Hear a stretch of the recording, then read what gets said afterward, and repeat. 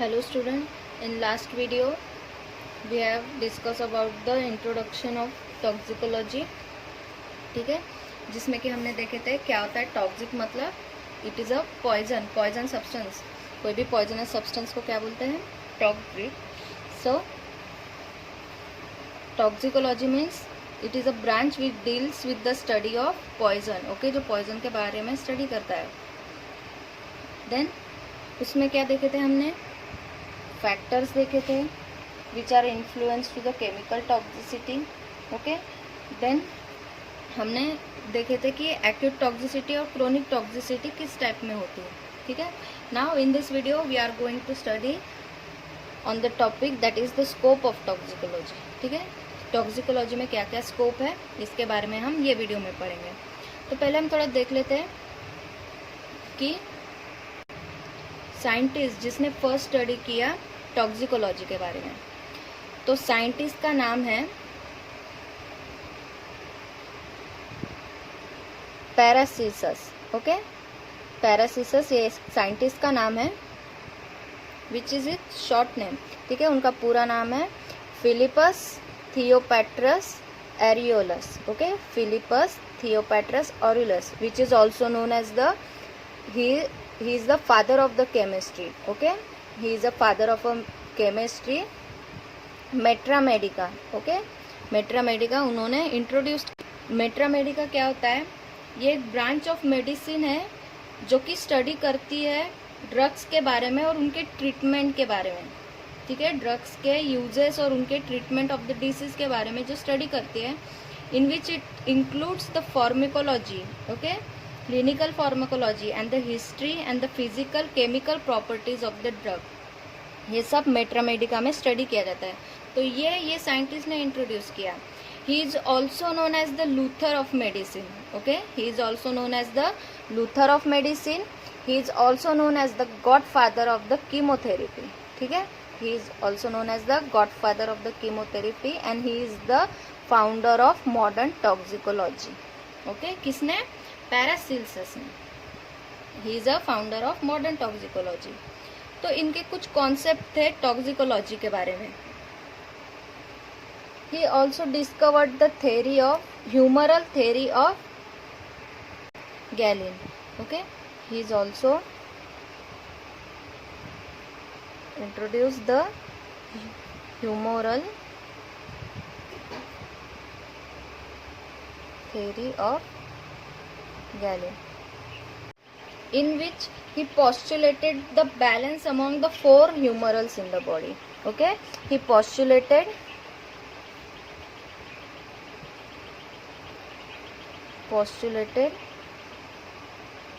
the balance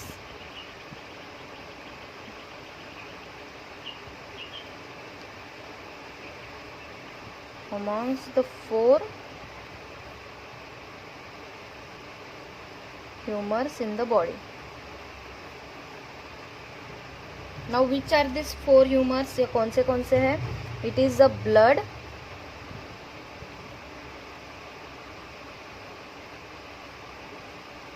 phlegm, then the yellow and the black bile. ये four humours को scientist ने study किया. So it is essential for the health. ये जो चार ह्यूमर्स है, it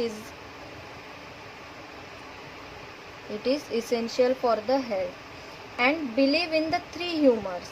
okay, he believes in this scientist beliefs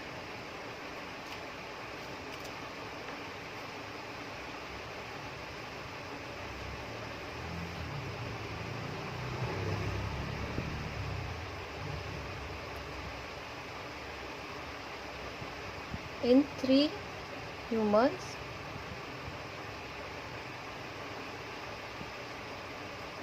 which is salt. Okay, first one is the salt, then the sulfur and the mercury. Okay, so salt, why he believed? Because salt represented the stability. Okay, and sulfur represented the combustibility and the mercury represented the liquidity. Okay, what salt represent? It represent the stability. Sulfur represented the combustibility and mercury represented the liquidity. Now इसने disease को एक अलग ही type में define किया.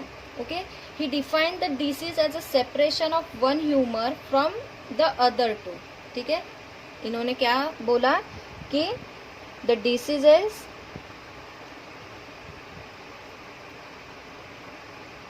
As a separation of one humor from the other two.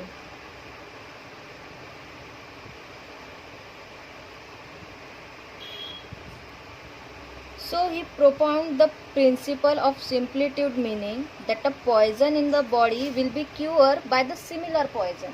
अब इन्होंने क्या बोला कि अगर हमारे बॉडी में अगर कोई पॉइजन हुआ है और अगर हमें उसे ठीक करना है तो हमें वही पॉइजन को हमारे बॉडी में फिर से यूज करना पड़ेगा as a antidote. Okay, so he gives the principle of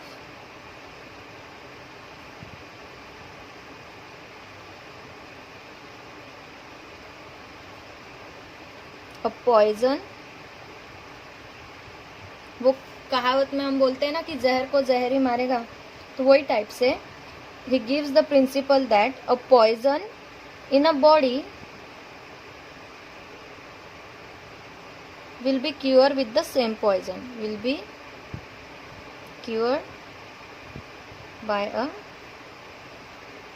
same poison. So इसी टाइप से स्टडी करते करते इन्होंने एक टॉक्सिकोलॉजी पे पूरी की पूरी स्टडी की, ये साइंटिस्ट ने. अब हम देखेंगे the scope of the toxicology.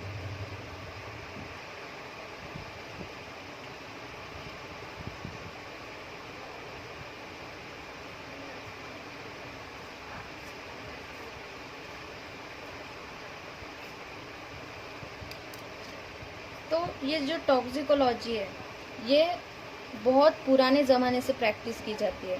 Okay, so from the earliest beginning the man must have been awarded from a numerous toxin. उनको जो पहले के जो लोग थे उनको टॉक्सिक के बारे में पता था, जैसे कि पता था स्नेक वेनम के बारे में, ठीक है, और पॉइजनस प्लांट के बारे में. ठीक है, so from the earlier return recorded it is clear that the ancient had the considerable knowledge of the poison. उनको पूरी तरीके से पॉइजन का नॉलेज था.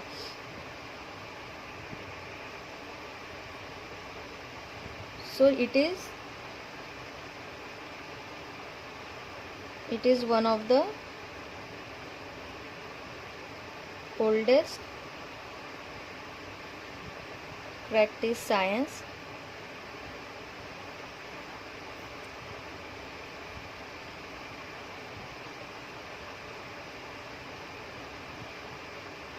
and from the earliest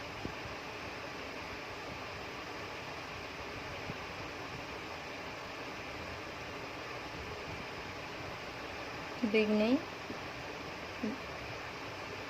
the mans know about the numerous toxin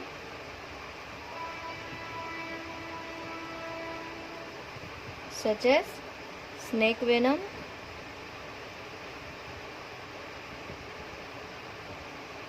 and poisonous plant.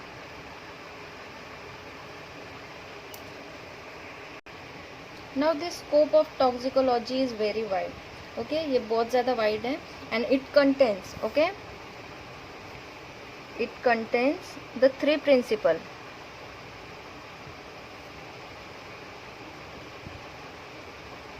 It contains the three principal categories.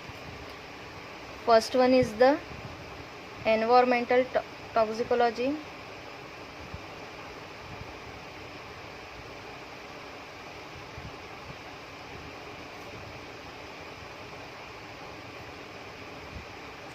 Second is the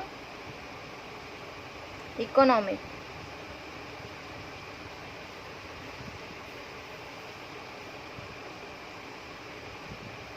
economic toxicology. Third is the forensic toxicology. ये 3 categories में इनको divide किया गया है toxicology को। सो environmental toxicology में क्या study करते हैं, उसमें हम स्टडी करते हैं पोल्यूशन के बारे में, रेसिड्यूज के बारे में और इंडस्ट्रियल हाइजीन के बारे में।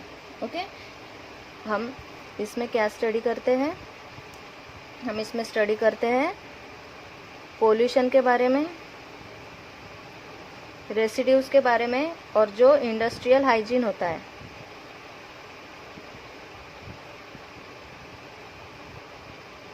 इंडस्ट्रियल हाइजीन के बारे में। देन इकोनॉमिक्स में क्या स्टडी की जाती है, इकोनॉमिक्स में स्टडी की जाती है मेडिसिन के बारे में, फूड के बारे में एंड फूड एडेसिव के बारे में, जैसे कि पेस्टिसाइड्स, केमिकल्स, इसके बारे में। हमने एनवायरमेंटल टॉक्सिकोलॉजी टॉपिक देखे थे, उसमें हमने स्टडी किए थे about the food adhesive medicine. Okay, now in forensic में किसके बारे में स्टडी की जाती है, इसमें इंटॉक्सिकेशन के बारे में, डायग्नोसिस के बारे में एंड द थेरेपीज। ओके, सो अब ये टॉक्सिकोलॉजी का गोल क्या है, इसका गोल है कि कोई भी हार्मफुल केमिकल सब्सटेंस है, ठीक है, उनकी एक्शन के बारे में स्टडी करना, ठीक है, स्टडी करना उनके मैकेनिज्म ऑफ एक्शन के बारे में and estimating their possible risk to the human on the basis of the experimental work. जितने कम से कम अगर किसी ने पॉइजन सपोज कंज्यूम कर लिया है, ठीक है, तो उसे उससे बचाने के लिए, ठीक है, उस to estimate their possible risk, ठीक है, on the basis of the experiment work on the biological test system. ठीक है, तो किसी भी पॉइजन के बारे में स्टडी करना, उसके एक्शन को कैसे कम किया जा सकता है उसको स्टडी करना, तो ये सब गोल होते हैं in the toxicology. So what are the goals of the toxicology?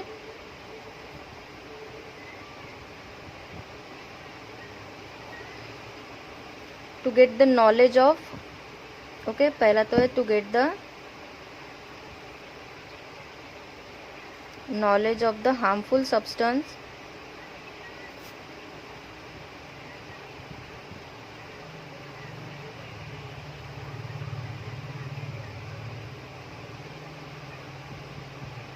Okay, knowledge करना उनकी एक्शन को, केमिकल सब्सटेंस की। Then the mechanism of action, उसको स्टडी करना।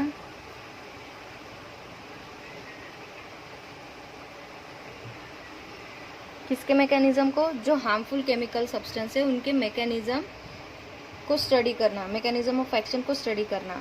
Then third one is the to estimate their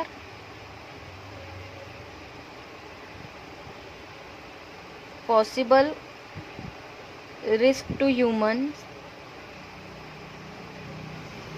ठीक है, कैसे? By experimental work on the biological test system. ठीक है, कुछ टेस्ट के थ्रू उस पर एक्सपेरिमेंट करके कि कैसे उस पॉइजन के रिस्क को कम किया जा सकता है, इसके बारे में स्टडी करना। Then an overall assessment of the toxicology profile of the natural or man-made chemical substance consist of। ठीक है, ये क्या क्या कंसिस्ट करती है?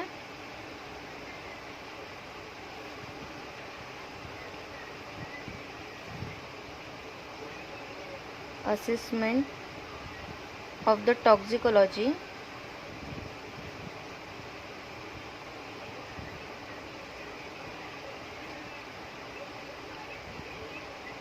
profile of a natural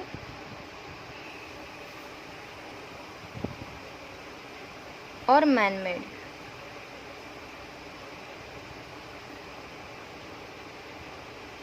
chemical substance।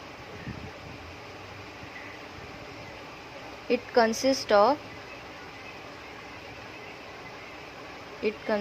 what? It consists of the acute,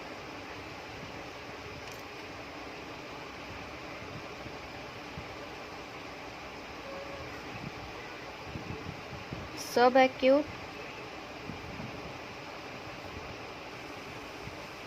and the chronic toxicity study, इनके बारे में, ठीक है।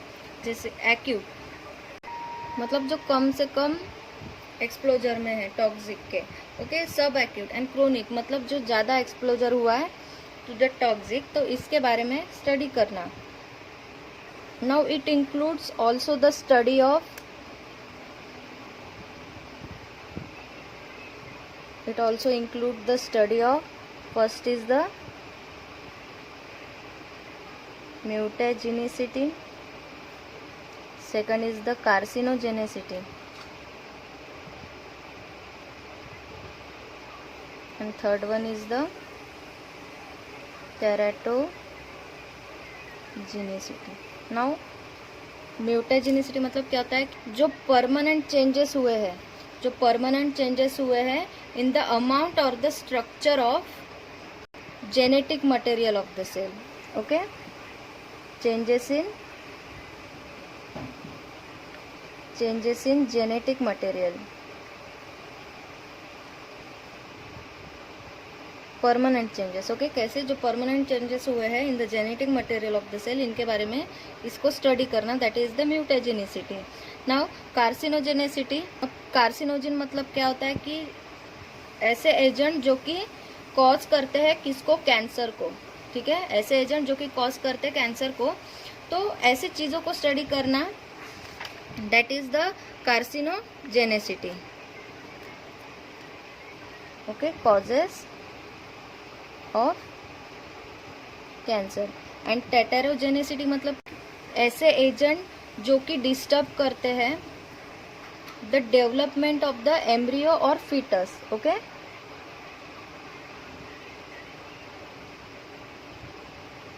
Disturb the development of embryo और फीटस। कुछ एबनॉर्मलिटीज होती है in the physiological development of the organism, इसके स्टडी को करना, that is the teratogenicity. So ये सब भी इंक्लूड है in the scope of the toxicology. Now day bye day increasing in the scientific knowledge directly और indirectly link to the toxicology is so great. It is impossible for any single individual to be an expert in more than a limit area of the entire toxicology field. Okay, ये impossible है कि पूरे के पूरे toxicology field को study करना एक ही साथ में, ठीक है, it is very impossible. So some main important responsibility in the toxicology evaluation of the drug. Here will concrete one toxicology profile of the 4 drugs development by our companies. In particularly ये जो example है म्यूटेजिन, कार्सिनोजिन और टेट्राजिन effects, okay, इसके बारे में. Then this is all about the scope of the toxicology. यहाँ पे ये हमारा टॉपिक ख़त्म होता है. सो नेक्स्ट टॉपिक हम नेक्स्ट वीडियो में कंटिन्यू करेंगे. Thank you.